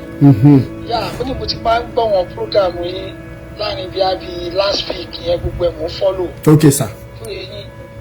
So nípa àwọn pastor tẹ̀wá sọ ẹnìkan ti máa ń sọ program yín fún mi tí mo ti máa ń wọ̀ wọn ìtàn ti cut. So ìgbà tí wọ́n ń gbọ́ ti pastor yìí so mo tà ti ń tẹ́ndẹ̀ fọ́ọ̀mù èèyàn ṣàmì tẹ̀wọ̀n pé ó wà popular wọ́n ló ní rédíò ó ní gbá ó ní gbogbo ẹ̀. Bẹ́ẹ̀ni. Mo wá ń ṣàlàyé ohun kọ̀ọ̀kan fọ́ọ̀mù èèyàn kó ń sọ̀rọ̀ nípa ìyàwó ẹni yẹn. Wọ́n tó ń sọ̀rọ̀ nípa ìyàwó ẹ̀ tẹ́lẹ̀ ló ní rédíò pé ọ̀nà dánilógún kọ̀ọ̀kan bẹ́ẹ̀ gbà kan. Wọ́n á ní wọn kò sọ̀rọ̀ nípa ìyàwó ẹ̀ náà. But lẹ́yìn tí mo tún wá wà live tí mo tún wá rí yín tẹ́tí wá sọ pé wọ́n tún lọ ń pe lọ́ọ̀yà. But nǹkan kan tó wáyà náà ni pé èmi lọ gbọ́ live ẹ̀kan tí tó ṣe tó reply pé kọ́ àwọn ọmọ ọ̀jọ̀ òun máa sọ̀rọ̀ kan má ṣe gbà. Bẹ́ẹ̀ni. Ó máa sọ̀rọ̀ kan ó náà wọn ò lówó ọ̀hún ò lágbára. Ẹni tó lówó tó lágbára kí ló wá tí bọ́lá tó wá rí owó tó wá fẹ́ fi pe lọ́ọ̀yà báyìí sí. owó Falana Chambers for that matter. Òun ò lágbára èmi ti ẹ̀ ń wọ́ ọgbẹ́ pàtí wọ́n ń gbọ́ sí kó tó wá fẹ́ lọ pe lọ́ọ̀yà wọn kan wọ́n máa ń ṣe àwọn pípù ìtẹ́ kọ́kọ́ láì kọ́kọ́ máa parọ́ ọ̀kọ́ máa display ènìyàn ṣá. Then nǹkan tí mo lè fẹ́ gbọ́dọ̀ yọ ohun èèyàn ni pẹ̀lú èmi ń sìn o máa ń jẹ́ kó yé gbogbo èèyàn mi ò nǹkan yàn gbọ́ bó nǹkan máa gùn kọ́sí èmi máa sọ pé mi ò lè control live yàn. Oníkálukú ló ní live ẹ̀ bó ṣe fẹ́ lo live ẹ̀ mi ò ń control live èèyàn tẹ̀ lè control live mi mo ní live. Bẹ́ẹ̀ni. Bó nǹkan èèyàn gbọ́ bó nǹkan máa gbọ́ mú gbogbo àwọn èèyàn tó wà níbà yẹn sí àlọ́ close to 700. Kò sí nǹkan kan tó ń jẹ́ àdúrà náà scam. Mo máa ń sọ everywhere ni even kí pásítọ̀ wá wá gbà pásítọ̀ pé scam làdúrà fàdúrà lẹ̀ lọ ní plan ìwọ gan ní plan ló fi ń gbowó lọ́wọ́ yẹn náà. Gbogbo àwọn ẹni tẹ́rí tó ń gbowó lọ́wọ́ wọn yẹn gbogbo àwọn pásítọ̀ yẹn náà wọ́n ní plan ni náà ẹ wò ó sì yàn tó ń pinnu pásítọ̀ tó pe Jésù tó dẹ̀ ń lo dúdú ṣẹ́ni pé ní plan ni tóun náà bá ní plan nǹkan tó ń plan yìí ò ní work. Bẹ́ẹ̀ni. So wọ́n ní plan so mi wọ́n tó dé tóun yàn kó o lè ní plan pẹ̀lú àwọn pípù yìí tó má déwájú yín kẹ́kẹ́ bí yóò wáyé ìsìn bá àwọn ọmọ mi ò lè máa sọ wọ́n nù orúkọ òṣì máa yẹ ẹ̀mí fúnra máa pé mi ì lè má ṣe kọ́sì máa pe pásítọ̀ wá kí ni bẹ́ẹ̀ máa pe pásítọ̀ fún ní nǹkan tó fẹ́ ṣe so bọ̀ téèyàn máa ń ṣe bẹ́ẹ̀ yẹn sìn àwọn máa implicate èèyàn pẹ́ nìyẹn ẹ̀ sá fún àwọn èèyàn tó máa ń ní kọ́ sá fún mi wọ́n á ní pé ní òmọ́ lọ́n àyìn náà wọ́n dẹ̀ fi pọ́n ẹ̀ lọ́wọ́ lọ́n ẹ̀ máa ń tù sí náà wọ́n èèyàn tẹ̀bá ti yàtọ̀ orí yìí sì báyìí sọ máa ní kọ́ sá fún yín. Antichrist ni mí tẹ́lẹ̀ alára àwọn tó pè mí l'Antichrist ara àwọn tó pè mí l'Antichrist ó ti gbẹ́jọ́ ẹ̀wà bá mi. ṣètìlí ṣe wáyé máa ń ṣe nìyẹn wọ́n máa tọ̀ àwọn èèyàn á tún bẹ́ẹ̀ ni wọ́n sọ fún wọn pé ọkọ̀ sá fún wọn ẹni kan wọ́n mọ̀ pé wọn ẹni yẹn ti fẹ́ tú wọn láṣìírí wọ́n mọ̀ pé wọn ẹni yẹn ti ń jáṣẹ́ wọn sọ̀rọ̀ tó bá ti rí pọ́n ọdẹ mọ̀ pé ọ̀tọ̀ báyẹn ti wà báyẹn ẹni yẹn ti gbọ́n bẹ́ẹ̀ni èyí ti gbọ́n kò ṣe nǹkan tí mo tún máa rí pọ̀ láwọn èèyàn ni pé religions kò lè jẹ́ kóhun èèyàn dá lè ronú. Àwọn èèyàn lè dá ronú bẹ́ẹ̀ ni. Yá àwọn èèyàn lè dá ronú ọ̀dà ó tì mẹ́mẹ́ ẹ̀kúrọ̀ fún yín that's the problem tí wọ́n máa gbé nǹkan wá bá mi báyìí máa kọ́ lè dárò fún ẹ̀rá mi. Sòtìmọ́lẹ̀ tó bá ti wọ́n rí àwọn náà ń lo brain wọ́n dẹ̀ tún lo ọ̀nà méjì lọ́lù wọ́n máa lo ọpọlọ wọ́n máa lo ti Bible so tó máa rí pé wọ́n yìí náà tó yẹ kó fẹ́ bá ta tó máa rí pé eléyìí wise àwọn gan máa ń mọ̀ èèyàn tó gbọ́n so tó wáyé ti mọ̀ pé àwọn bóyá a máa cut ẹni yẹn fún wọn pé ẹ̀sà fẹ́lẹ̀ there's something like pẹ̀kan tó ń pè ìyẹn máa gbọ́ Yorùbá gan ìwúre ni Yorùbá máa ń sọ Yorùbá òun sọ pé bí àǹkan pípé èèyàn pọ̀ lè máa sọ fún mi sí ìbàdà fún mi màá ní wọ̀kọ́ ló máa fún gbàdá fún mi èmi ni máa plan bóyá máa dá fúnra mi náà tí kò ló máa sọ fún mi pé ẹ máa rí ṣe báyìí máa ẹlòmíràn pé kọ́ lọ́n jẹ́ kó òun jẹjẹ máa wà pé sọ́wọ́n ló máa provide oúnjẹ fún ẹ wọ́n ló máa wá bóyá máa lọ jẹun fúnra ẹ náà wọ́n ló máa wá nǹkan tó máa ṣe tó máa lọ fi wá oúnjẹ fún rẹ̀ kì í ṣe gbọ́dọ̀ ló máa bẹ̀rẹ̀ respect kò máa and then most of religion wọ́n jẹ́ káwọn èèyàn máa gbé responsibility wọn sórí Ọlọ́run. ẹ ṣé bàbá mi. ẹ lọ́wọ́ wọn èèyàn responsibility wọn ọmọ máa lọ gbé sórí Ọlọ́run responsibility kan tí ẹ kó mọ̀ kó wọ̀ fún ayé ló yẹ kó o ṣe wàá lọ máa gbé sórí ẹlòmíì bẹ́ẹ̀ ni ó rebete ẹ má bínú sista Títí ọ̀ya ẹ sáré gòkè sista Títí ṣe wà ń bẹ̀ sista Títí thank you so much brother Salako Dúrójayé sista Títí yes ma ẹ mọ̀ kálẹ̀ ìyá mi. àkúṣe di ohun gbogbo atótó ni àwa náà ń gbọ́ o fún mi ní parọ́ fún yín ẹ jẹ́ ká fa dìmọ́nà yìí ẹ jẹ́ ká fa já o. bẹ́ẹ̀ni. pásítọ̀ Olúalọ́ ẹ jẹ́ ká fa já o kò gbọ́dọ̀ mú jẹ o ibikíbi tí o bá ti hùn kó mọ lọ́ọ̀yà kó mọ gbogbo lọ́ọ̀yà àgbáyé ẹ jẹ́ ká fa já fún un fífẹ́ ká rìlẹ́ǹtì pẹ̀lú ẹ̀ ṣe wà pẹ̀lú mi sá. bẹ́ẹ̀ni. ẹ jẹ́ ká fà á já pẹ̀lú ẹ máa rí kọ́mẹ̀ntì mi a máa fà á já pẹ̀lú ẹ ní. bẹ́ẹ̀ni thank you mọ́mí bí. ó ní ọ̀rẹ́ mi kókó fíìmù ni. instagram ani. ṣé tiktok ń sọ̀rọ̀ lẹ́gbẹ̀ẹ́ yín bẹ̀yẹn ni reduce volume ẹ̀. mo ní fọwọ́dù ẹ̀ sí pé wèrè pásítọ̀ ẹ̀ prọfẹ̀tì ẹ̀ torí mo ní olórí burúkú ni prọfẹ̀tì ẹ̀ o ẹ jẹ́ ká fà á já fún ọ̀rọ̀ bọ́dà mi. ẹ ṣé. a ò gbọ́dọ̀ rí mo máa wà pẹ̀lú yín ní gbogbo ìgbà mi ní parọ́ fún yín. ṣé ẹ mọ orin kan ṣé bẹ́yìn náà ṣe kírísítẹ́nì yìí ṣé ẹ rántí orin kan tá a máa ń kọ I just can't give up now. Gone too far from where I started from.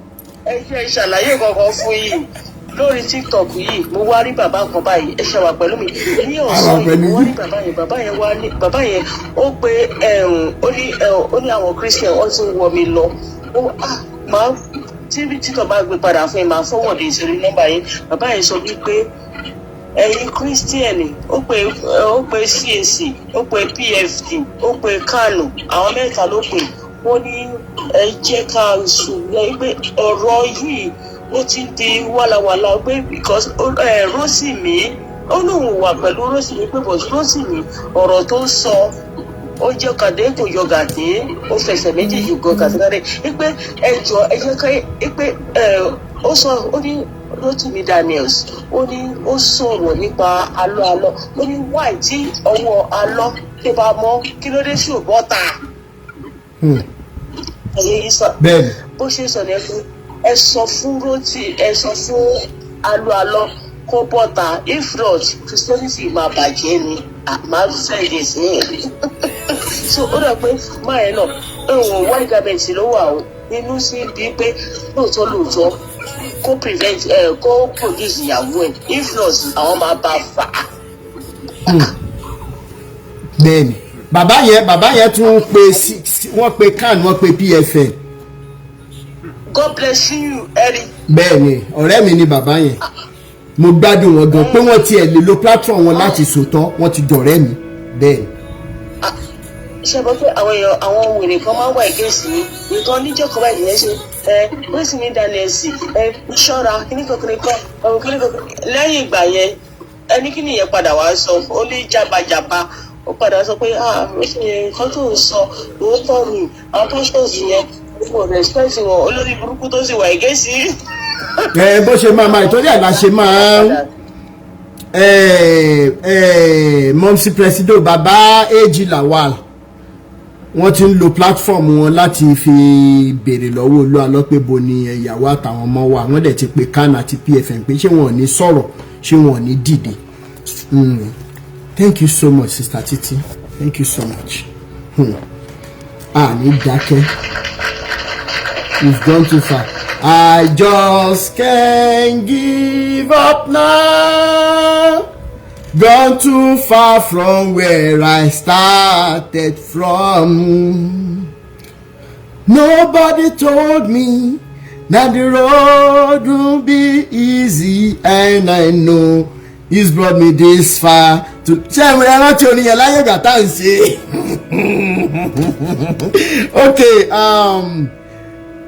brother Dúrójayé Ọlátúnjí ẹ bá mi gbóhùn sókè sá máa fún yín 2 minutes kí n round up kí n lọ ṣe nǹkan míì. brother Dúrójayé ẹ ní láti unmute o bẹ́ẹ̀ ni o His grace surpasses. brother Dúrójayé okay Bishop Sezi ó yẹ sáré bá a gbóhùn sókè. bàbá ẹ kálẹ́. ẹ mọ̀ kálẹ́ bàbá mi. ẹ kú iṣẹ́ Olúwa. Yes, sir. Bàbá rọ̀ yín lọ́wọ́ o. Àmín o. Bàbá dúró tì. Àmín o. Ẹ rí àwọn èèyàn wa tó dúró tí ìlà Ọlọ́run máa bá wọn là wọ́n lógún. Ó tó máa yé wọn, ó máa yé gbogbo lágbára Ọlọ́run, ó máa yé gbogbo lápáta pé scam ní church. Bẹ́ẹ̀ni. Business center ní ẹ wo ilé parọ́ fún yín ìwúrà Rótìmí. Ní 2022 ni mo decide pé mi lọ church mọ́. Ìgbà yẹn mo wà decide pé kí ni gbogbo rubbish yìí church ṣe lè kí ṣe nǹkan tí Nàìjíríà ní ìdíní mo decide pé mi lọ church lọ́sẹ̀ ìgbà tí mo bá padà ní Nàìjíríà mi lè báyìí mo pé mi lọ wọ́n àwọn èèyàn mi bẹ̀rù ti gbé church mo ní mi lọ mọ́sẹ̀ mo ní owó tí mo ní tẹ́lẹ̀ kí mo ṣọ́ọ̀bù fún ẹnìkan á máa gbà lọ́wọ́ bẹ́ẹ̀ tí ò kàwé tó mi mo ní mi lọ church mọ́ kẹ́ni gbogbo àwọn tó wà lẹ́gbẹ̀ẹ́ mi mo máa ń sọ fún lọ́ba tí kristi lọ́dọ̀ mi báyìí máa ní ó lè ní pásítọ̀ yín ó fẹ́ ṣe tọ́kì ó fẹ́ ṣe chicken ni ó lè ní bí pa mi ẹ má ṣe kùsẹ́ ìwèrè kankan ẹ má ṣe evangelist ìwèrè kankan lọ́dọ̀ mi mọ́ bí ilé wá sọ́dọ̀ yín jẹ́rí Tolúalọ́ yóò lè níṣẹ́ rí bẹ́ẹ̀ ṣe ń sọ yìí àwọn èèyàn tó wà lẹ́gbẹ̀ẹ́ mi mo máa ń sọ fún wọn tó ń gbé lẹ́gbẹ̀ẹ́ ọ̀dọ̀ mi mo máa fi gbogbo ẹ̀wọ̀n wọn àwọn obìnrin dẹ̀ ni wọ́n tẹ́ pé àwọn obìnrin lè wọ́n máa ń gbé jọ́ọ̀jì sórí àwọn gan apá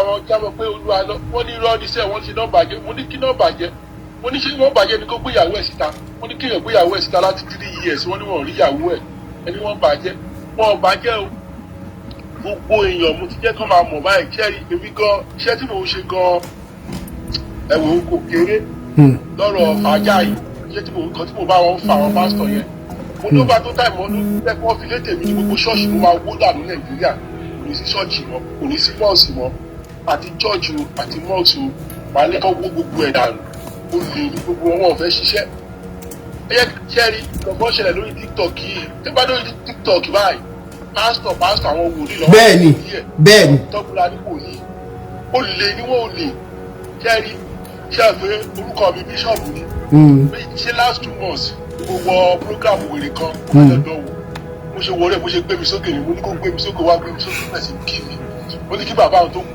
ní bàbá àwọn bíṣọ̀bù ni mo ní kéèyàn tó gboyè bíṣọ̀bù mo ní iṣẹ́ ńlá ló ti ṣe mo ní mo kúṣẹ́ mo náà kúṣẹ́ olúwa mo ní olúwa ṣagbára ìdọ̀tún mo náà rí mi pé mo ra ilẹ̀ pé wọ́n ra ilẹ̀ éka 100 éka fún mi pé mo fi kọ́ church pé kìnnìkan wá kí yes mo kúṣẹ́ mo ní àwọn èèyàn náà ti sọ bẹ́ẹ̀ tẹ́lẹ̀ náà mo ní àwọn èèyàn ti sọ bẹ́ẹ̀ mo ní mo máa wá sí ìmúṣẹ mo ṣe kọ́ tiẹ̀ ní mo kẹ́ wo yìí ṣé mi jẹ́ gẹ́gẹ́ bí pásítọ̀ ni mo gboyè bíṣọ̀bù àná aláàná yìí wèrè kan náà mo ti wọ prógáàmù ẹ lórí burúkú ọmọ tí obìnrin bá wèrè jáde secondary school wèrè kó aṣọ funfun sọ́rùn olórí ibú ẹ fẹ́ máa bèrè wọ́ọ̀ṣì mi ló bá gbé mi sókè ó ṣe bí Canada mo wà mo ní Canada ni mo wà ó ní ṣe mo lè ra bag of cement méjì fún un mo ní mi ì lè ra fún mo ní kí ló ṣẹlẹ̀ mo ní mi ì lè ra fún sẹ́ẹ̀ mo ní mi ì lè ra fún ó ní ṣẹ́ẹ̀rí ó kọ̀ bẹ̀ sí sọ nonsense ló kọ̀ bẹ̀ sí sọ wọ́n á sọ pé mo ní mo ń wá àkọ́ bélébélé ó ní kí n mẹ́sẹ̀jì lẹ́yìn ó ní sí pọ́nlélẹ̀ tó sọ fún mi yẹn ó ní ṣe ó mọ̀ tẹ́lẹ̀ ni ní Canada ni mo wà ẹ̀pẹ́ mo ní Canada ó ní Ọlọ́run ló gbé wá fún un náà mo ní ẹkúṣẹ́ olúwa ó ṣe kọ́ọ̀tì ẹ̀kọ́ olórí burúkú. ẹ ṣé bàbá mi thank you so much ní dákẹ́ ẹ ṣé bàbá mi. wọ́n máa ń tẹ̀lé gbogbo wọn wọ́n máa kàn wọ́n lára gbogbo wọn pápá èpè wọ́n máa ń fún wọn àtàdébóyè àti kúmúyì olùkọ̀yà gbogbo wọn pápátá èpè mo bá olórí burúkú mo máa ń pè wọ́n lórí. àwọn èèyàn ti bọ̀. tó bá ti wá sí tọ̀dọ̀ tó bá ti wá sí ẹgbẹ́ ọ̀dọ̀ mi nílé báyìí mo máa ń ṣèpè fún wọn ní pé olórí burúkú gbogbo ẹ lọ wá ṣẹ́ṣe obìnrin olóṣì wọ́n àpèrè wọn ní wòlíì olórí burúkú wọn ní wọn fẹ́ kan ṣe wọ́n láwọn kùtù ní Nàìjíríà bẹ̀ sí máa lo àwọn láti ẹjọ́ burúkú olórí burúkú ni ẹ lọ ṣiṣẹ́ ẹ máa lo aago káàkiri ẹ fẹ́ máa gbájẹ ẹ sọ Jésù ẹ sọdá 419 ẹ sọ orúkọ Jésù dá 419 àbí wèrè nìyí ni jẹ́rí gbogbo alájọ máa fàájà fún wọn nílé ìtọ́wà yìí èmi gan mo ti dúró tì wọ́n gan ẹnu mi máa fi rò wọ́n ní tààtà máa fi pàdé wọn tó. wọ́n ti gbọ́dọ̀ mi kò sí dúró fún wọn kò sí bẹ̀rẹ̀ fún wọn thank you so much bàbá mi. lọ́ba ti pèsè wá. ẹ má bínú ẹ jẹ́ kí n sáré round up so that màá lọ ṣe 1 or 2 things. gbogbo àwa tí à ń rò wípé tá a bá tí ì lọ sí abẹ́ ìpéjọpọ̀ wọn kò sọ́nà àbáyọ. Number 1 irọ́ tó tó láyé yìí ò sí. ẹ jẹ́ ká mú látòrí irọ́ tithe at offering 2010 August torí owó September tí mo fẹ́ san ni mo sọ fún yín wípé 1200 yẹn ó sọnù mí rí ọ̀sẹ̀ yẹn ni mo pàdé àwọn ọmọ tó Ọlọ́run fi ṣe ọmọ fún mi ní orphanage yẹn gbogbo yín lè rántí story yẹn àbí so tó bá jẹ́ and by that time I was earning 12,000 naira per month tí mo dẹ̀ fi ṣeré níjọ́ náà náà pé tí n bá tiẹ̀ toast obìnrin báyìí pé mo toast obìnrin bí mo máa ń fira mi ṣe yẹ̀yẹ́ o tí n bá toast obìnrin tó bá wá ní Rótìmí mo fẹ́ mọ ibi tó ń gbé inú yàrá ẹ̀ ni màá mú ọmọ wá tí ò ní mọ̀ rò pé Rótìmí ó ṣọ̀pọ̀ fẹ́ fẹ́ yàwó àbò kan fẹ́ mọ socket àmúfẹ́fẹ́ nínú bíi ṣe rí yàrá yẹn it's good as starting point for a boy kò yé yín now ẹmọ tá a máa ń pè carpet tó bá ti wá ya kélekèle ẹ mọ̀ wá fi sellotape most times kò kí ń sówó láti ra sellotape tó ráìmù mọ́ carpet yẹn so téèyàn bá ṣe ń wọlé ni wọ́n ti máa rí pé Rótìmí ó lẹ kápẹ́ẹ̀tì mọ́ ilẹ̀ lẹ́ni bẹ́ẹ̀ ni mo lẹ̀ pé ká mọ̀ gbà káàkiri ni ìgbà míì wà téèpù yẹn á tún yọ ẹ̀ tún fẹsẹ̀ gbá á tún wọ abẹ́ the bigger one ìyẹn lọ ṣé wá rí tí mò ń pè ní mattress mo fẹ́ sọ ilé kí wọ́n tó ń gbọ́ mi mọ̀ sọ wípé ìtàn yìí ó dá mi lójú Elédùmarè ó yé mi yégéyégé bọ́jọ́ òní bá tilẹ̀ korò ọjọ́ ọ̀la mi á dára ẹ má sọ fúnra yín bẹ́ẹ̀ lẹ́nu ní tí mò ń pè ní mattress ńgbà yẹn wàláì mats ló yẹ ká mọ̀ pé kí wọ́n yọ stress ibẹ̀ kúrò mo mọ tí mò ń sọ torí mats yẹn ó pẹlẹbẹ débi pé tó tútù bá mú jù mo lè dábòra ṣùgbọ́n mattress náà ni mò ń pè ńgbà yẹn mo stop panic fashion bẹ́ẹ̀ ni stress ibẹ̀ ti sọnù then ẹ máa sùn lé lórí tó máa dà nígbà tó yẹ pé ilẹ̀ ńlẹ̀ lẹ́gbẹ́ ẹ̀yìn sí ni ẹ máa wọn mattress yín tó ti níhò yẹn ọ̀rẹ́ mi kan Abídèmí àbúrò ẹ̀tọ́rẹ́ mi mọ́ ọmọ evidence mi èyí ṣàwọn pásọ̀ yìí tó sọ pé ó ṣẹlẹ̀ ńgbà kan kìíní kan Abídèmí àbúrò ẹ̀ ń jẹ́ Àánú a close ńgbà yẹn a sì close náà dì sí mò ń sin ọ̀bọ kan ńgbà yẹn orúkọ ọ̀bọ yẹn ni JJ elder sister mi ló máa ń bá mi ránṣọ fún un èmi àti JJ dẹ́ close dáadáa now wọ́n wá mi wá láàárọ̀ ọjọ́ kan unexpectedly oúnjẹ tèmi dẹ̀ fẹ́ràn jù ọyìn nǹkan mímu tí mo fẹ́ràn jù ògì ni tó bá ṣáà ti kan díẹ̀ bá mọ́ ní mílíkì bá mọ́ ní Ọlọ́run fàyè rọ̀ mí lọ́rùn ó rí mi tán kí n tó mọ̀ ṣe irun tí mò ń ṣe ìtẹ́lọ́rùn kún ayé mi nǹkan ní nǹkan òdẹ̀ kí n wọ̀ mí lójú so bí mo ṣe máa ń ṣe ń gbà yẹn ni wípé instead tí máa fi ní mo fẹ́ mọ̀gì láàárọ̀ mo pò mo fẹ́ mọ̀gì lọ́sàn-án mo pò mo fẹ́ mọ̀gì lálẹ́ mo pò mo wá po ògì sílẹ̀ ẹ mọ àwọn ike tó yẹ pé a lè pè ní àjọgbá kí ẹ rántí àjọgbá ìsúnṣẹ̀ mo pò ó kún bẹ̀ pé màá máa mú díẹ̀díẹ̀ because the same kerosene tó máa gbé wọn tó máa hó omi 1 litre náà ni the same quantity ibi tó sì yẹn lè dé ńgbà yẹn nìyẹn. I want to encourage us ká wọ àwọn solutions sí family problems tá a ní. Gomez Ọlọ́run ò ní jẹ́ wá yìí tì èmi ò dé mi mọ bọ́ yẹn ń farapamọ́ mi ń bùgá yín tí mi bá ní. mo wá po ògì yẹn mo gbé sí ibi kitchen tí mo dẹ̀ ń sọ kit lásán ni ká pé kò sí tíì níbẹ̀ torí wọ́n kàn rọra yọ kólóbó torí gbogbo ìgbà yẹn tí n bá fẹ́ manage sí ẹ̀wà kì í ṣe ìgbà tí mo lè jókòó sínú ilé kó orú mọ́ pa mí. mo lọ́rẹ̀ẹ́ kan gbà yẹn tó jẹ́ neighbor mi òun rówó gba apartment tó dáa tí ọ̀bọ̀ ọ̀dọ̀ mi ló máa ń fẹ́ jókòó sí a máa ń sọ̀rọ̀ gan. wálé fọ̀tò finally Bídèmí ìpẹ̀lá àbúrò ẹ̀ Àánú wọ́n wá mi wá àjọ wà ní chancery náà ní sọ́dà kò ní di pé bóyá ó ń parọ́ ni a sì ṣe yẹ̀yẹ́ kìíní yẹn ní bóyá bíi few days ago wọ́n bá wá jẹ́jẹ́ ti kọ́kọ́ kí wọn lẹ́nu ọ̀nà wọ́n dẹ̀ wọlé aṣọ mi ìrántí tí wọ́n bá wá láàárọ̀ ọjọ́ yẹn bó ṣe wọ́n ń jáde lọ Bídèmí ló síwájú àbúrò ẹ̀ tẹ̀lé bọ́tàsì ni ni mo wọ̀ pẹ̀lú ṣẹ́ẹ̀tì ìjọ náà lọ wọ́n bá dẹ̀ fẹ́ bọ́ síta kọ́dà tó bọ́ síta wọ́n á rí inú ibi tí mo pè ní kitchen wọ́n wá rí basin ògì bídèmí wá kọjú sẹ́yìn oníròtì mi kí ló wà nù kí mo ní ògì ni n fi máa mu láàárọ̀ lọ́sàn-án lálẹ́ nìyẹn ó wá pògì lẹ̀ bí ìgbà tó ipọ́ lọ́hùn ò ní dá ẹ lóye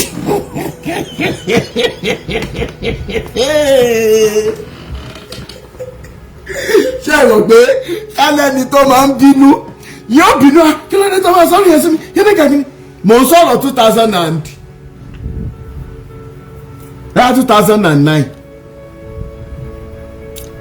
sí 2010 àdẹjà kẹlẹ́lòmí inú yín ni yóò ti fárígá ẹ̀yẹ́ náà sọ sí ọkọ mọ́ bá sọ̀rọ̀ mọ́ gbogbo wa wá rẹ́rìn jẹ́jẹ́ gan ọ̀bọ mi ó wò pé kí ló pa wá lẹ́rìn you know now if your life let's assume that your life is even worse lẹ́nu ìsìn tí n bá fẹ́ kò sí iye tó fẹ́ ta oúnjẹ náà ẹ̀jẹ̀ sọ fún mi tó bá ti jó oúnjẹ téèyàn ń jẹ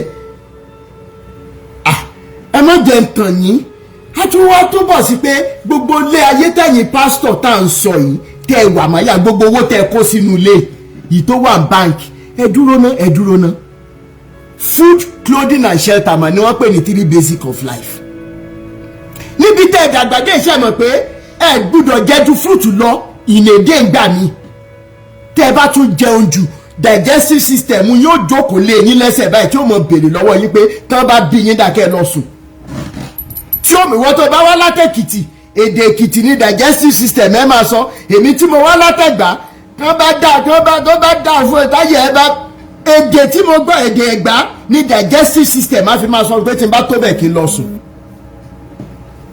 ṣé ní ayé yẹn tẹ́ bá tẹ̀ wá ń ṣiṣẹ́ tó bá yẹ pé ṣé ọwọ́ yín lẹ̀ ń ṣe tẹ́ ẹ̀dẹ̀ ń rówó yẹn tẹ́ fi ṣe tó wù yín kò sẹ́ni tó fẹ́ bí yín. bíkọ́dọ̀ láǹsì káwá là ń sọ̀rọ̀ ẹnjìníà kan tó lówó lọ́wọ́ tó ra tó mú ẹ mọ̀ báwọn èèyàn sọ pé orí wa ti burú bọ́ ẹ lè máa fi bíbélì yìí parọ́ fáwọn èèyàn kẹ́ ẹ máa live ru life tẹ́ ẹ live yìí it doesn't add up. number 1 number 2 èdè Ìjẹ̀ṣà tó bá jẹ̀jẹ̀kújẹ tán during the day ìwọ tó wá láti Ìjẹ̀ṣà tí mi ìbá gbẹ ẹja mi digestive system wá sọ pé ọgbọ̀n títà kò ní fi mi dọ́kọ̀ọ́ ṣé mo gbà á làgbà ẹja ọgbọ̀n títà ọtítà ìsàpótí ní Ìjẹ̀ṣà ọgbọ̀n títà kò ní fi mi dọ́kọ̀ọ́ so tí n bá ṣiṣẹ́ tó mi tí mi fi ẹ lè máa fi báìbù ṣe ń tẹ̀ ń ṣe yìí kẹ́ẹ̀dẹ̀ expect pé forever káwọn ọmọ wa tún wá wọnú ìgbèkùn táwọn òbí ti wá kó wa wọ̀ ẹ padà kò lè rí bẹ́ẹ̀ kò lè rí bẹ́ẹ̀ now ìwọ tó bá wá fi pé chọ́ọ̀chì ládùúrà ti máa gbà ní everything irọ́ tó tó láyé yìí ò sí. ọmọ jẹ́wélé kan tí mo fi voice note ẹ̀ tí mo lo voice ẹ̀ mo béèrè lọ́wọ́ ẹ̀jọ́ yẹn ẹ̀yin kan máa bá fídíò yẹn pàdé pé èló ló san lórí mọ́tò tó ń fà náà sí ó ní 530 ó ń san 530 every 2 weeks ó ra mọ́tò tuntun tí ẹ rọ̀bà Ford 150 2024 ó mì pé ó ń san $1,060 lóṣù á dẹ̀ san I think ó yọ sọ bóyá bíi 200 or 300 and something ló sọ nínú voice note yẹn fún insurance meaning that lórí mọ́tò lásán ó sọ bí $1,400. This is a girl tí ó gbàgbọ́ nínú Jésù kò mọ̀ pọ́ lọ́wọ́ wà. Please listen to this. Mo wá mọ̀ ọmọ ìtafẹ́ mo ní your truck do you want to buy money? No, I'm just asking. Ó jẹ́ bí 1,400. Ọmọ secondary school graduate ni o. But because the system is good tó bá ti níṣẹ́ lọ́wọ́ anything tó bá nídìí lọ gbé wọn máa yọ nínú àkáǹtì ẹ̀. Ní June 13 ká ní mo ṣì wà ní Canada ó yẹ kí n bọ́ ọmọ yẹn kó ẹrù ẹ̀ lọ sílé tó rà ọmọ 20 bóyá 24 25 kí ni mo sọ ó ń lọ sí ilé tó gbà mọ́ jẹ̀jẹ̀ torí ó níṣẹ́ gidi am telling you, Uncle, June 13 ni moving date. Ẹ̀yin pastor tẹ́ wá ń wá abroad tẹ́ rí bí system ṣe work. If it is not wickedness, if it is not wickedness and madness, what are you telling Nigerians to be praying for? Why are you damaging our families with useless prayers? Ẹ máa wo Táíwò Òjó níbi tó ti ṣe gbogbo ẹgbẹ́ àwọn tó ní pé kí n má sọ̀rọ̀ rẹ, gbogbo ẹgbẹ́ àwọn tó dúró dòmí ní kòríta ṣẹlẹ̀ ó yẹ ọmọ ṣe kíni náà. Ẹ wá náà ń ṣépè fún wọn. Ọmọ 23-24 mọ́tò tuntun tí ẹ rọ̀bà ó ti kó lọ sílé ẹ̀ báyìí. If there is anything we are crying against today, if there is any victim that we are having in our societies today, mo lọ́wọ́ sí gbogbo ẹ̀yin tẹ́ ti fún pastor ní owó rí, ẹ̀yin náà lọ́wọ́ sí. Tá bá wá rí bí ọ̀rọ̀ rent gan ṣe ń pa wá kú lọ ní Nàìjíríà, ẹ̀yin tẹ́ ṣì ń lọ sí church ẹ lọ́wọ́ sí. Èmi tí mo ti sanwó ọmọgọ̀rí mo lọ́wọ́ sí.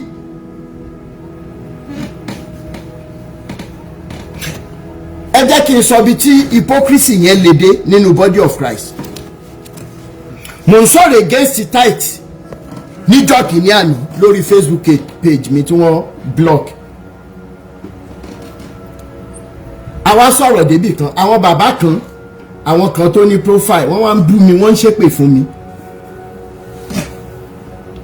Àwọn fẹ́ mi oṣù mẹ́ta. Pé tèmi ò bá padà 2019 ni mo sọ yìí, tèmi ò bá padà wá fẹnu gbólẹ̀ kí n sọ wípé n tèmi sọ yìí lórí ọ̀rọ̀ kan tí bàbá Adébóyè sọ pé èmi àgbà fẹnu gbólẹ̀ tó bá yẹ pé fẹnu gbólẹ̀ ni ẹ̀yin ò ṣáà tiẹ̀ sọ pé máa kú, ẹ jẹ́ ká máa wò ó. Mo kọ déètì lẹ̀ tó bá ti doṣù mẹ́ta. Ẹ bẹ̀ mọ̀ pé mi lélẹ̀ tí n bá fẹ́ follow nǹkan with my whole heart máa follow ẹ̀. Mo screenshot Facebook account wọn nínú gbogbo àwọn tó sọ̀rọ̀ against mi, mo mú mẹ́ta: Ọlọ́run bàbá, Ọlọ́run ọmọ, Ọlọ́run ẹ̀mí mímọ́. After oṣù kẹta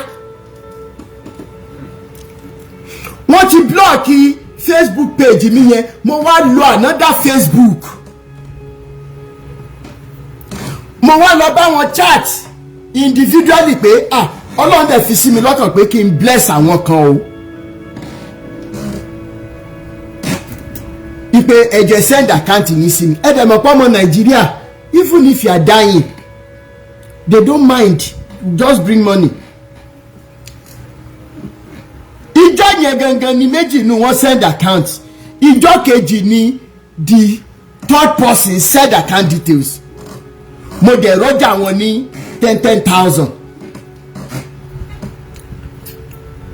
Nígbà tí mo rọ́jà wọn tán, mo wá ń bá wọn chat lọ, ìwọ̀nba tọ́lọ́run bá tún ràn mí lọ́wọ́ màmá ṣe wọ́n kí àdúrà mọ́lẹ̀.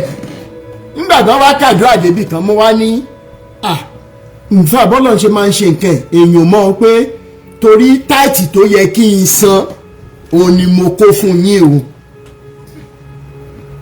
Wọ́n wá ń ṣàdúrà lọ, mo níṣẹ́ mẹ́ni tó ń bá yín sọ̀rọ̀ ṣá, Rotimi Daniels tẹ̀bú ní ìjọba ìbáìbáì lórí live video ẹ̀. Ní tilẹ̀ ń tọ́ lọ́hùn, mi ní parọ́, ní tilẹ̀ ń tọ́ lọ́hùn. Ìkànnù wọn ó sọ sọ́ọ̀rì fún mi. Tó dẹ̀ jẹ́ wípé like couple more times mo send owó sí wọn. Àwọn méjì tó kù wọ́n block mi. I showed them what humanity is over the teachings of a man who is so self-centered and very wicked. The man almost broke down chest. Owó school last born man yẹn mo gbé ngbà yẹn because he broke down. He said he was sorry for everything he said. Meaning that ẹ̀yin tẹ́ ń lọ sí church ẹ fẹ́ràn Ọlọ́run.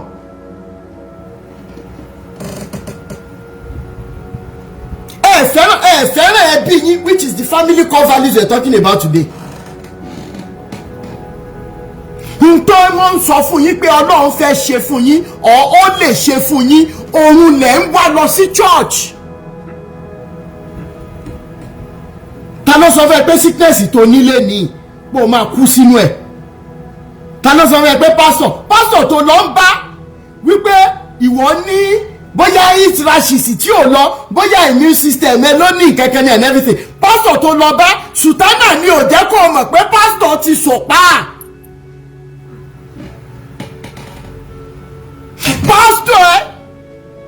pásítọ̀ tó lọ bá tó jẹ́ Pentecostal pastor, ó wá débẹ̀ ó wà gbádá, ó wá notice pé sáìsì ṣòkòtò pásítọ̀ tí tóbi, pásítọ̀ ẹ ti sòpábọ̀ ó lè mọ̀, kò sí Ọlọ́run tó máa wò ó ju wípé kó lọ sí hospital lọ. ṣé wá rí káwá àzín pé orúkọ Jésù òótọ́ ni, pé gbogbo story òótọ́ ni. Tá a bá rí kankan nù yín tó ti merchandise orúkọ Jésù, tó bà orúkọ Jésù dé ibi tí àwọn èèyàn ń sọ wípé ó tó gẹ́, Elédùmarè ó mọ béèrè lọ́wọ́ yín, ló mọ béèrè lọ́wọ́ ìrandíran yín. Gbogbo bí owó tẹ wá ti gbà yẹn, ní ìfẹ́ mọye tẹ́ ti nọ́mbẹ̀ mi, ìfẹ́ mọye tó kù tẹ́ kó pamọ́, ìnira ó mọ bá yín, gbogbo ẹ̀yin pásítọ̀ tẹ́ ti bà ìpìlẹ̀ yìí jẹ́. Gbogbo tó ń dùn lé ayé yín ní àárọ̀ lọ́sàn-án lálẹ́ tẹ́ẹ̀dà ń jírí pé bọ́lọ̀ kíní ń fún mi láyọ̀, yóò mọ̀ dìbànújẹ́ fún yín. Ẹ wọ́n tẹ́ sọ orúkọ Jésù dà, ẹ wá sọ di tẹ́tẹ́, ẹ sọ orúkọ Jésù olùgbàlà yín di tẹ́tẹ́, ẹ ń ta tẹ́tẹ́, ẹ ń ta probability fún àwọn òmùgọ̀ bíi titi yín. kájà wá lẹ́ ń gbowó yẹn, ẹ fi ẹbí wa sílẹ̀, ẹ mọ kọ ẹ̀yìn wa síra wa, àbá sọpẹ́ nírú àsìkò yìí. We will have been thanking God at this present time, but ẹ wọ́n tẹ́ bàjẹ́ ẹ̀yin oníjẹkújẹ yìí. Tí wọ́n bá ń dárúkọ àwọn olóríire, ọmọ kan ò tún gbérí mọ́ lọ́dọ̀ yín lẹ́yìn olórí burúkú yìí. Torí ìjẹkújẹ, torí ọrọ̀ ayé tẹ̀ ń kó pamọ́, tí mi ìgò mọye mọ́tò tó ní mọ́. Ìmí ò mọye, kò rántí ibi tó tún ti gbalé sí mọ́. Ẹ jẹ́ ká mọ̀ fà wọ́n ọmọ yín sílẹ̀. Ẹ jẹ́ ká mọ̀ sọ pé sẹ́ẹ̀dì tẹ́ fi máa sunkún lórí ọmọ, àwọn ọmọ yóò mọ̀ sunkún lórí yín. Ẹ mọ̀ rí ìnira kẹ́ tó kó là, irrespective of your ages. Ṣé mọ̀ pàtí fi condition sí? Àfi tẹ́ ẹ bá jẹ́wọ́ tẹ́ ẹ túbá nìkan ló yá kù. Pé sorry for what you have done to a people of Nigeria.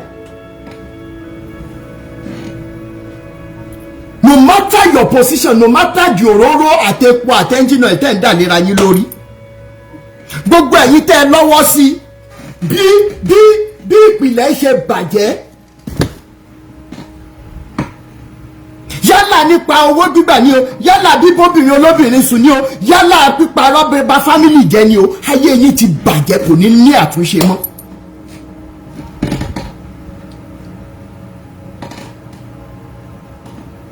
Kò ní àtúnṣe mọ́.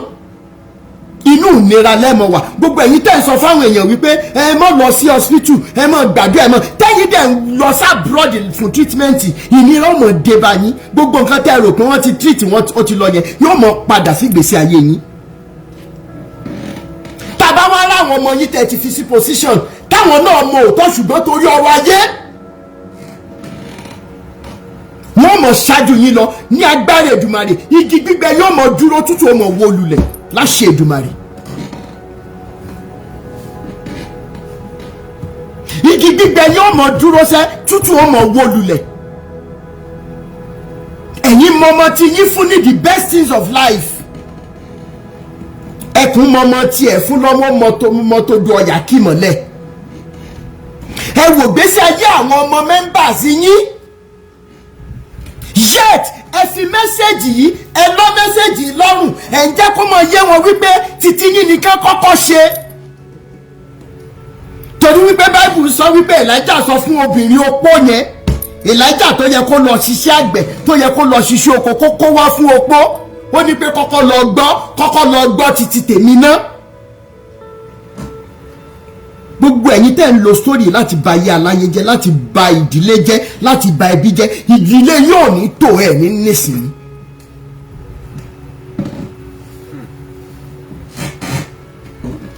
Instead of peace in your homes, there will be sword. Ẹni láyọ̀ látara mo mọ̀ pé ayọ̀ yín ti ń disappear already, but in mass, in big form, ayọ̀ yín ó tún mọ́ ọ̀pọ̀ra lẹ́yìn olórí burúkú yìí. Now bàbá bẹ́ràn wí ká bẹ́ràn wí a ti ń sọ láti jọ yìí. Most of ẹ̀yin tẹ́ rò wípé there is a single person in this life tí ò ní ṣòro nígbà tó ń ṣe kí ni ẹjẹ rán mi létí tọ́pìkì yìí nínú maths tá a máa ṣe angle a lè ṣe 30 60 90 120 a máa wá draw graph yẹn a wá lọ báyìí undulating form. Òun ṣe physics níjọ́ náà lọ́hùn waves òun ṣe velocity equals frequency times lambda kí ẹ rántí equation yẹn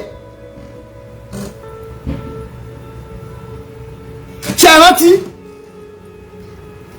òun ṣe physics òun ṣe math níjọ́ náà lọ́hùn wọ́n ń ṣe undulating graph fún ẹ quadratic graph wọ́n ń ṣe graph fún yín níjọ́ náà lọ́hùn ó mọ̀ pé wọ́n ń pa òwe fún wa ni.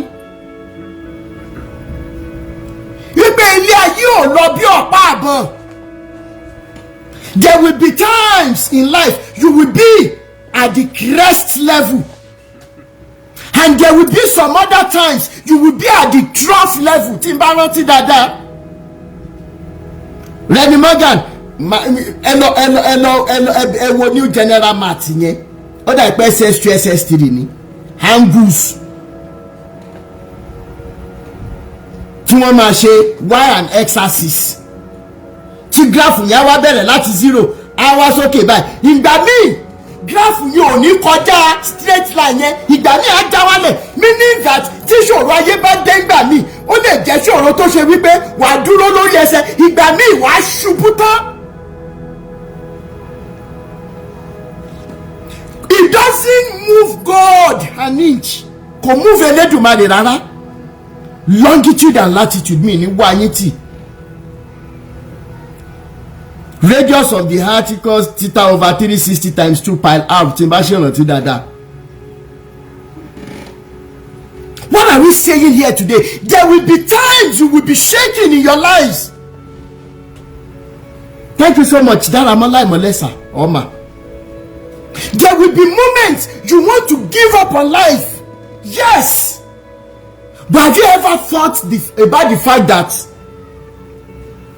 o ti ní challenges tẹ́lẹ̀ tọ́lọ́ yẹn gbà láì sáré kiri? O ti láwọn challenges kan, as a matter of fact nínú wọn sọ fẹ́ bàjẹ́ ní ìyá ẹ àjẹlára ilé ẹ kíníkẹ̀kíní nígbà tó wà ní oyún ta ló rò pé ṣó ẹ?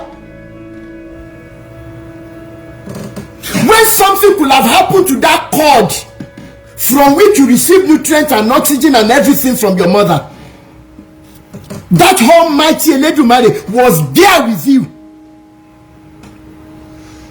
Pastor olórí burúkú kan tó wá láti ìdílé olóṣì, ìdílé ajẹnirun ajẹnigun, wọ́n wá ń sọ fún ẹ pàjẹ́lẹ̀ ni kò wá ń sáré káàkiri òòrùn máa ń sàjẹ́ yẹn. I am telling you from experience, wọ́n ti ṣe fẹ́mi náà rí.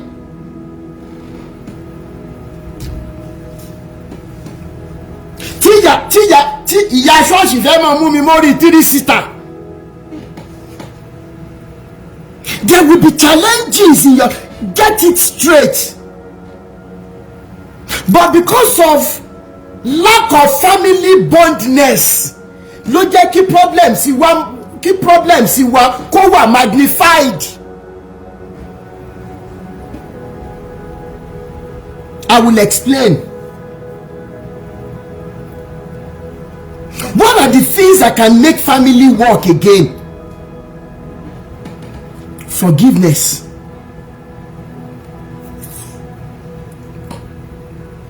Forgiveness. some of us tábàná ti bá wà tí ẹ̀gbọ́n àtàbúrò ṣe dàgbà máa ń sunkún ni wípé if only we could turn back the hands of time. ẹ ṣe ronú bẹ́ẹ̀ ṣe nífẹ̀ẹ́ ara yín gbà yẹn kẹ́ ẹ tún jẹ́ kó padà wá. Sit there instead of running to churches or prayer meetings. Sit down and think. And either you like it or not. Thank you so much Ebi Miracle. Ẹ jẹ́ kí n tún fẹ́ sọ ilé fún wa. Ẹ̀yin kan wà tó jẹ́ wípé kò síbi tẹ́ ẹ lè ti sí orí tẹ́ ẹ gbé wáyé orí kí ẹ bí ṣẹ̀yìn kẹ́ ẹ mọ́ dáríjì wọ́n ni.